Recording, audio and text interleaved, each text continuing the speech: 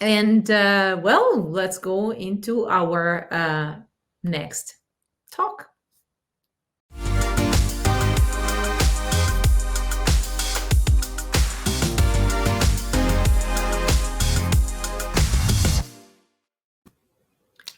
Good morning, everyone. Welcome, Sabrina. Good morning. Thank you. Stoked to be here. Thank you very much for joining us today and giving us 1 hour of your time. Really appreciate it. How are you? I'm well, thank you. How are you? Good, good. We're halfway through, sadly. I wish this day could start all over. It has been great so far. That's awesome. Let me introduce you to our attendees today. So, what are we going to talk about today? Type checking. Type checking is one of the new exciting features that Ruby 3 gives us, as Matt also explained this morning. So Sabrina is here today to give us a talk about checking our types. So how does that look like, actually? Because for those of us that have started working with Ruby ages ago, that was one of the things. There's no types, right? So Totally. it can be disorienting, let's say. So then the stage is to you. Thank you so much. Thank you.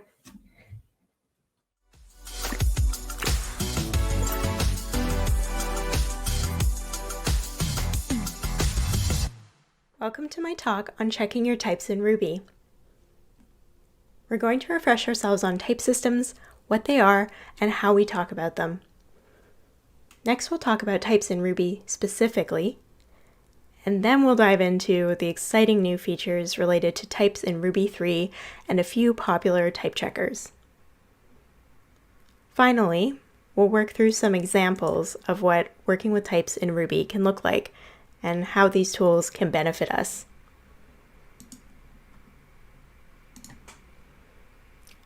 So, what are types? Type systems are a concept we inherited from mathematics, and they're essentially a way to categorize expressions based on operations that can be performed on those expressions. So here we have some examples in JavaScript and C. We've got the number 2 in JavaScript. The operations that can be performed on a number are your mathematical operations, for example, like 2 plus 2, addition, subtraction, all of that good stuff. When it comes to programming languages, we tend to categorize our type systems into a few general categories. The first one is static versus dynamic, which essentially asks the question, when does a programming language know which type it's working with? Statically typed languages resolve their types before runtime. They want to know the types of their expressions well beforehand. While older languages required type declarations, many newer type systems use bottom-up type inference to determine their types. If a statically typed language were throwing a party, they'd know ahead of time who's attending, and they'd probably have the right amount of snacks. Conversely, dynamically typed languages resolve their types during runtime on the fly. If a dynamically typed language were throwing a party, they'd only know which guests were coming when they showed up at their door. If they hosted actual parties, they might be more fun since you could bring whoever, but in code, the crash is a lot more literal and less fun.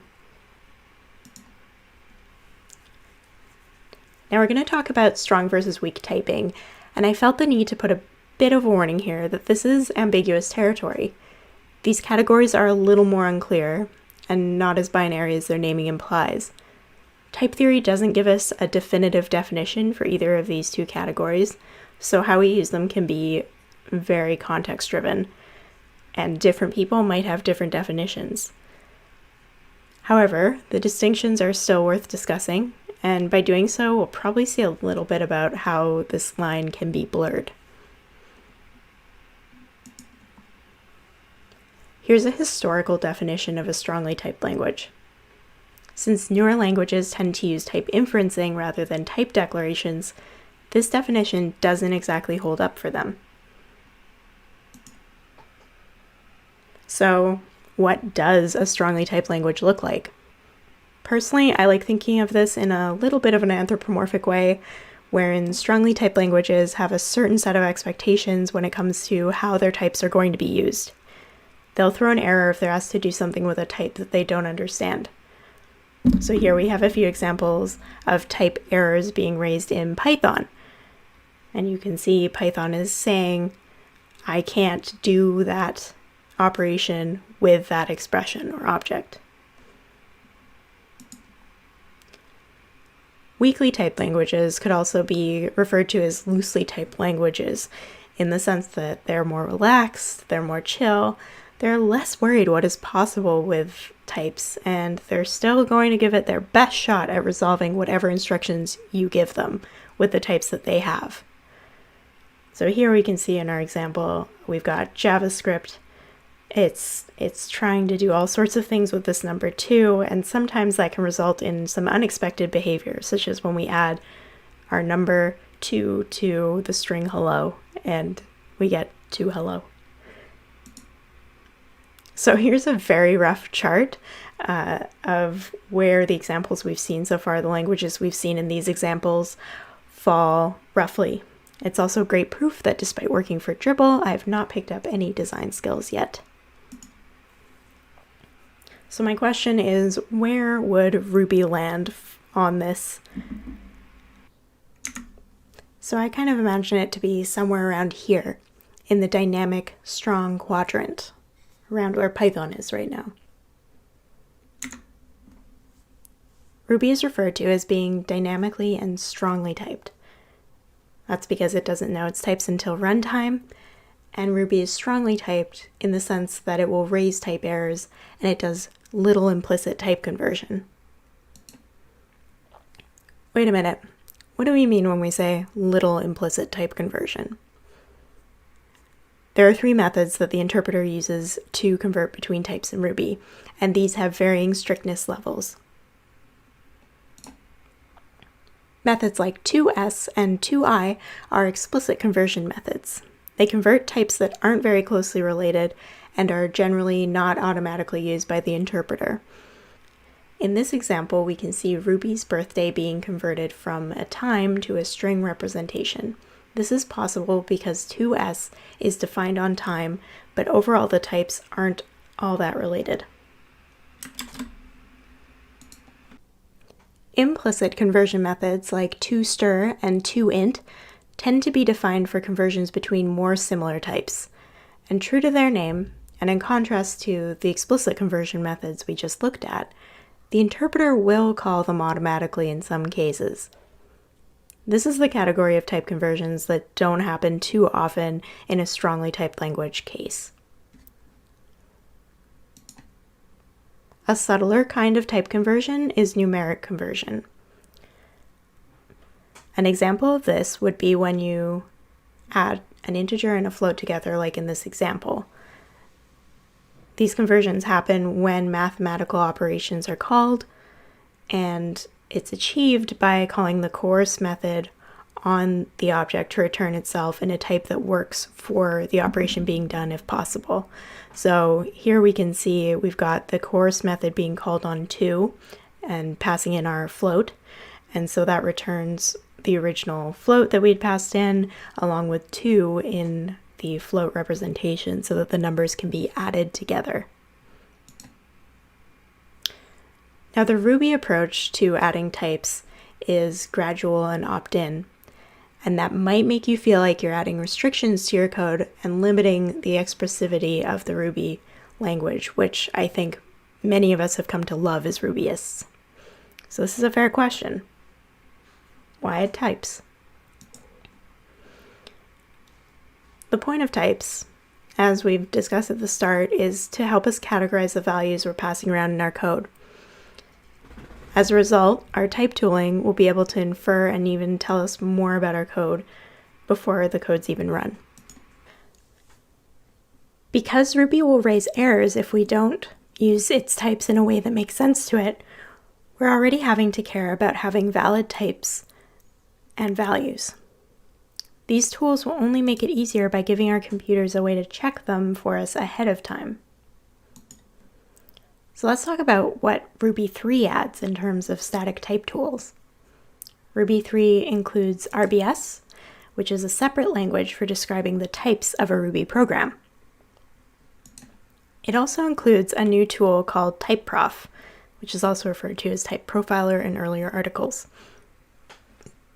This is an experimental type analysis tool included with Ruby 3. It reads non-annotated Ruby code and can generate a prototype RBS type signature, and it's still very new and under active development. TypeProf also has a fun web version that you can experiment with. Given our earlier discussion about different type systems that are dynamic or static and strong versus weak, what does this mean for our new Ruby 3 world and type checking tooling? Well, these tools introduce the idea of gradual typing to Ruby, so we want to get to opt into which parts of our code we want tracked beforehand. So here we can see that introducing gradual type checking allows us to move our Ruby code, or some of our Ruby code, into the lower quadrant of our beautiful axis. There are some common Ruby programming pitfalls that we can also avoid more easily, like NoMethodError and argument error. No-method errors occur when we have a method that we call on an object, and that object doesn't have a meaningful response to that method call. Oftentimes, the receiver object is nil class, and we know we're trying to call a method that is definitely defined on the object we are expecting, but instead we have a pesky nil class. Gradual type checking tools can help lower the frequency of no-method errors by ensuring that the expected type is what's being passed around in our code, so that we always have receiver objects that respond meaningfully to our method calls. Here we have an example where we're trying to call an instance method on the credit card class. Ruby 3 also introduces RBS, which is a standalone language for describing the types in Ruby programs. Like TypeScript declaration files, RBS files, which are .rbs, are separate files including all of the type annotations for Ruby code. This is built by the Ruby core team with the intention to provide the community with a solid, standardized foundation to build type checkers and other tooling on. I know you might be thinking, why a separate file? That's so much more work. This does come down to preference, but having the type declarations in a separate file allows our Ruby code to not need updating when we start using these tools. And it also results in separate files that can tell us a lot about a program before we actually look at the implementation code. I've included this example from the Steep type checker to illustrate this point. Without opening the .rb file, we can tell that we need a title and a year to initialize a new conference, and that those are the types string and integer respectively. So now let's talk about type checkers. So both of these tools preceded Ruby 3 and are amongst the prior art that was used to inform how Ruby 3 static type checking would work. Sorbet is currently the most widely used static type checker for Ruby. It also has its own type signature format called RBI, as well as support for inline type annotations. The team is committed to supporting the RBS language as well, and the RBS gem ships with an RBI to RBS translator. Steep is another type checker that uses RBS. Let's explore an example using Steep and types in a payment system. At first, all is well. Our system is in production and we can accept either a credit card or a debit card as payment methods. One day, we decide we want to let our users pay with an installments plan. We'll write our integration and update the user class to return the new type of payment method.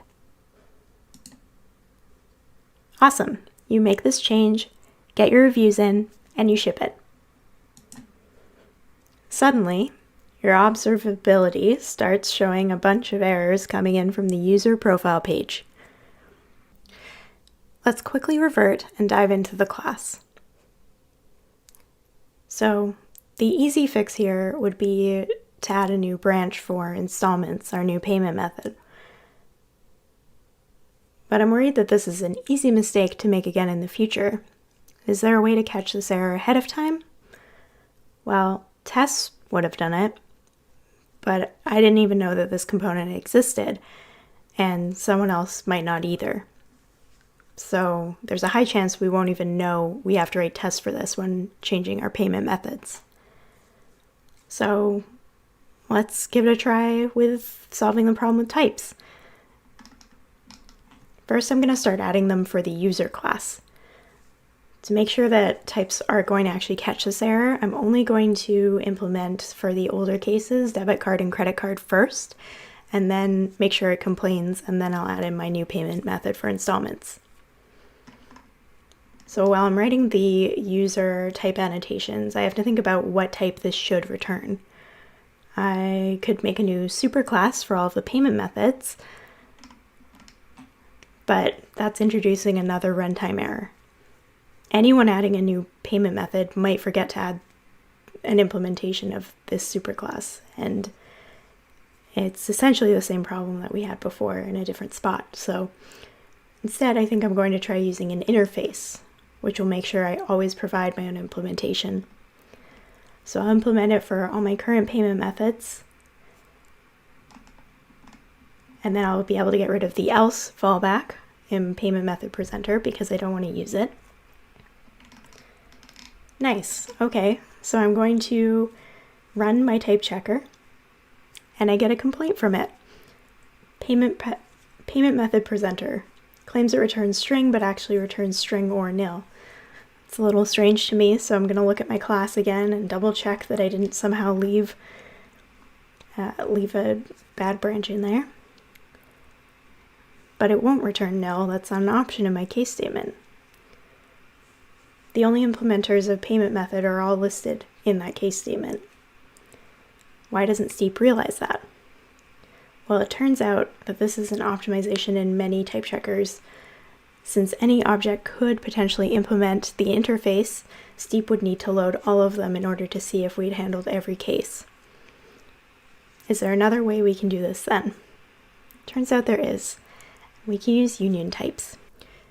Union types are very powerful in that they let us create a subset of types here.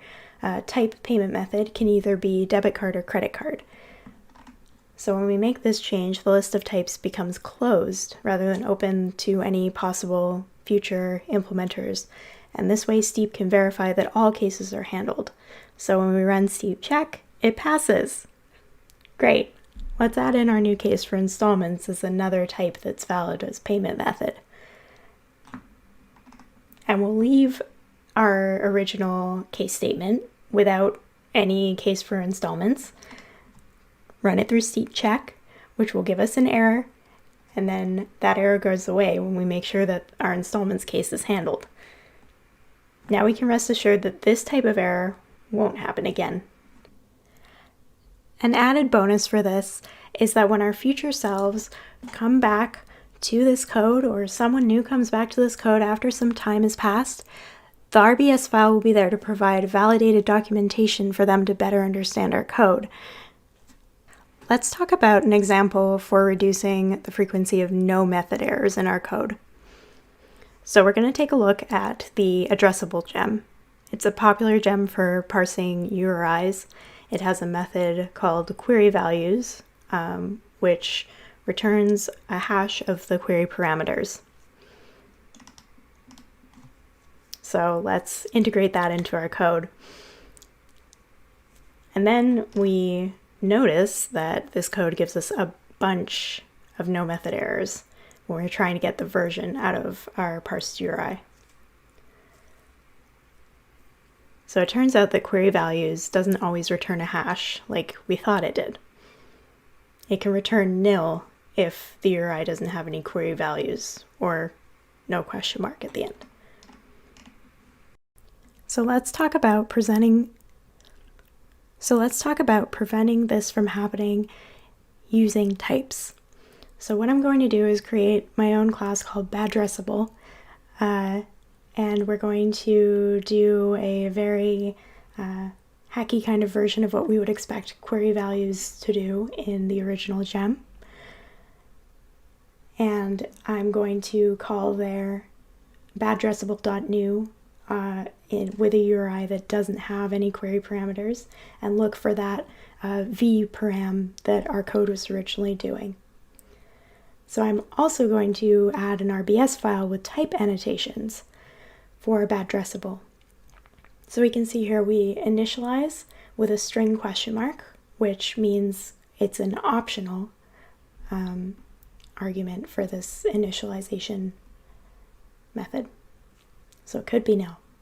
Likewise, we have query values, which returns a hash with string keys and string values, and that also has a question mark, which indicates, just like in the addressable gem, this could be nil sometimes.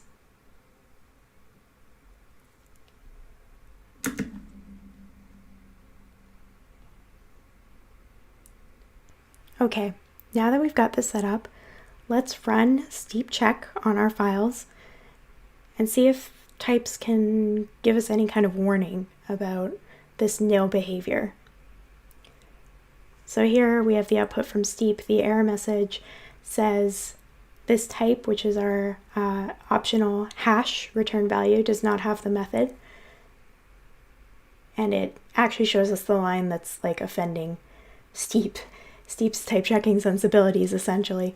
So we can see here that we do in fact have a warning that gets provided to us from Steep, and we haven't run this code yet in production, in tests, whatever. We've just run steep check on it.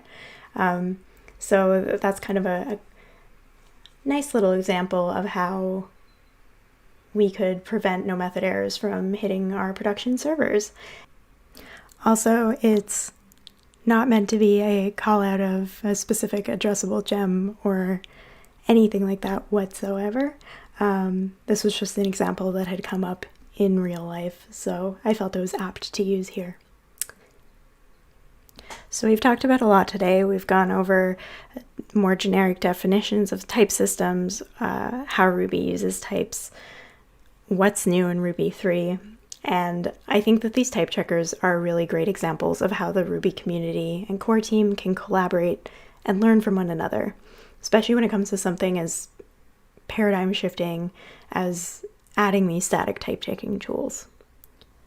What I think that means for day-to-day Ruby developers is that the next stage of success for these tools is based on the adoption, contributions, and feedback, so that community needs can still keep being met. So the point of this talk really is to show that types were there all along. These new tools are simply giving us more power as Ruby developers to be intentional and expressive with our code for both computers and other humans.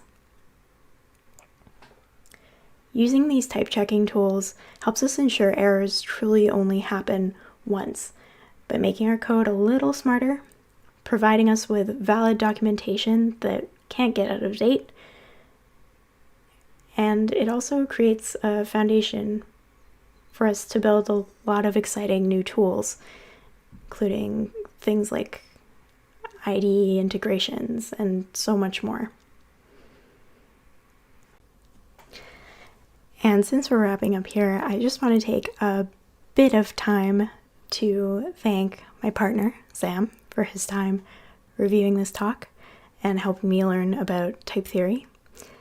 I also want to thank the Fleur de Ruby. It's an online Ruby reading group that inspired me to propose this talk. And of course to GrUSP for putting on this event. And I really want to thank you so much for watching this talk. Now let's go forth and build with types, Ruby devs.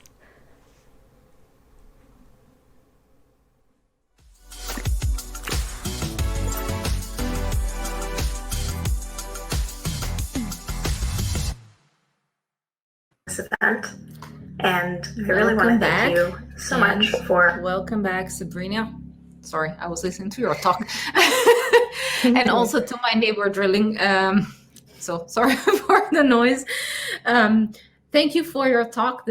I really appreciate it, especially in the first part where you were going through all the different ways that we categorize types, and like languages based on how they use types. That was very, very useful as an overview. Thanks. Thank you. No, it was a lot of fun to write. This is my first talk ever, so really appreciate everyone. Yeah, I really appreciate everyone taking the time to listen to me talk about types. So thank you. Well, you did an amazing job. Keep doing this. So we do have a question already. Great. And I also have one. We have two. Okay, so Maciek is asking, could you relate RBS to TypeScript somehow? They seem to be similar. Is it a wrong impression? I don't think that's a wrong impression, with the caveat that I don't know TypeScript very well. But my understanding of TypeScript is that it's kind of a superset on top of JavaScript. RBS is a little different in that it's a completely separate language from Ruby. So when you write your RBS annotations, there's a lot of tools to help generate those, and it's with the idea of describing like an existing Ruby program. So it's just for describing like the inputs and outputs. And my understanding of TypeScript is that you can have those separate declaration files, similar to like having separate RBS files, but you also write TypeScript code as opposed to where you're writing the code, Ruby code, and then RBS to add those type annotations. But thank you for your question. It's a good one. Yeah, very much so. Thank you, Maciek. Luca also has a question. I also don't know much about TypeScript. I wrote something just like last week, and that's my full experience with it. So can't contribute much there. Luca is asking, did you try RBS and Steep in production code? And do you believe that these tools are production ready? So Steep specifically, I have not tried in production code yet. That's kind of, for me, writing this talk was really, I had to start with the basics for myself for learning about these things, because I was pretty skeptical about types in Ruby when I first heard of it as a concept. So this was a big learning for me. I know that I mentioned sorbet, and I know that that is being used in production in fairly large companies already. So that's, I feel for sure like I've seen sorbet in use in previous jobs, and I would like to try out Steep next, but I don't have an example of Steep being used in production off the top of my head right now. You're getting cheers for adding the subtitles. Thank you very much for that. That was a very good, nice thing on top of your already amazing talk. I do have a question myself. Like, you said you were skeptical, right? Mm-hmm. Like I come from the same mindset. Are there any moments, ideas that make you think like this is something where using Ruby types is not a good option? So a example of where it would be like where I think it would be a bad idea, or like yes, thank you. I butchered English. No, all good. Thank you for asking. I think where it can be the biggest issue is not being intentional with where you use them when you decide to use them, because I know I feel like a couple of the reactions I've seen have been either, like us being skeptical about this, a bit like, oh, like what is going to change about Ruby? Like, I like the amount of freedom it gives me, but then there's also the going all in too quickly, because I feel like a lot of us, like I had to learn a bunch about types and like how to use them. There's a way to use them that keeps that lovely expressivity of writing Ruby that we all enjoy and just makes it even easier in some cases. Like if you're ensuring at the boundaries of different code paths that you're getting the right types in and out, that can make working in those sections of your code base a lot easier. The flip side to that is, being overzealous almost, or like insisting on having all the types all the time. And it's still Ruby, so there's like a lot of freedom with how you want to go about implementing it, especially with the gradual typing route.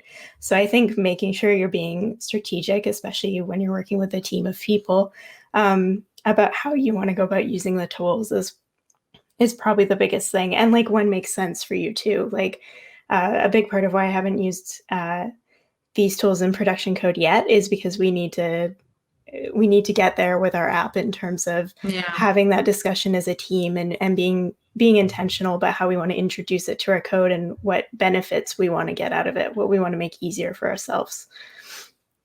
Yeah, that's a very good point. Now that you name it, I'm thinking about it a little bit like integration tests. Like they're expensive to write and to run, right?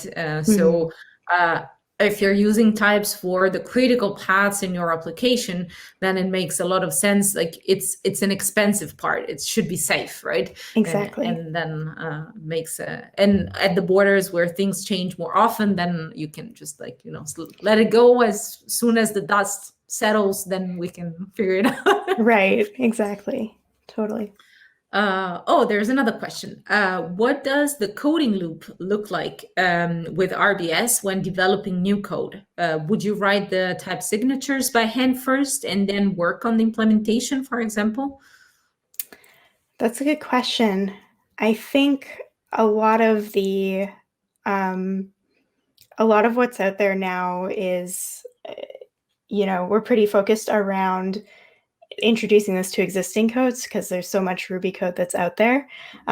So most of the examples you'll see are for getting started, setting up, and trying to automate some of those, generating those type signatures. So for net new code, I think that's still something I'm pretty new at, honestly. I can't definitively say one way or the other how you should go about it. I think that's something that there's room for us to figure out as a community what makes the most sense. I do think personally where I would start is probably with thinking about the type signatures beforehand, just to help me, just kind of like almost similar to how you do with test-driven development, where it's like, what functionalities do I want to do? Okay, what am I passing in and out of these methods? That kind of a conversation, because you can always, come back to it and update it if you want to. But to go with that outside-in approach first, personally. Yeah, I found a lot of similarities in this case too. Like to some extent, I think the Ruby on the Rails community is so focused on testing, also because they provide this kind of safety that we don't get from having a strongly typed language underneath. So it feels that if given that having types covers partially what test would do, then it kind of makes sense. To me too. Yeah, okay, there's just a few comments on the chat, so no further question. I am curious though about, and this is my last question unless there are some more coming. You were studying law while writing this talk. Yes. What were the parallels that you saw between these two things? I think so. I'm in Canada, and I've been doing a certificate in law part-time, just online, like everything else these days, right now. And it was an interesting process. It really, the law is a lot less written in stone than I had expected going in terms of like just the amount that case law will inform legislation, will inform all that fun stuff, but that's a separate talk. And so I found this almost kind of drew a neat parallel with how we, as a community are going about introducing something like types. Like it's been a very community informed process, I feel, so far, how types in Ruby have evolved and manifested, so to speak. And then yeah, so I think that's kind of the like very abstract link between the two, I would say, is probably just the flexibility and the fact that we are only really just getting started with using types in Ruby, and there's still so much feedback and improvement and future type checkers that have yet to be made for Ruby. So yeah. Well, Sabrina, thank you so much for your time and for being with us today here.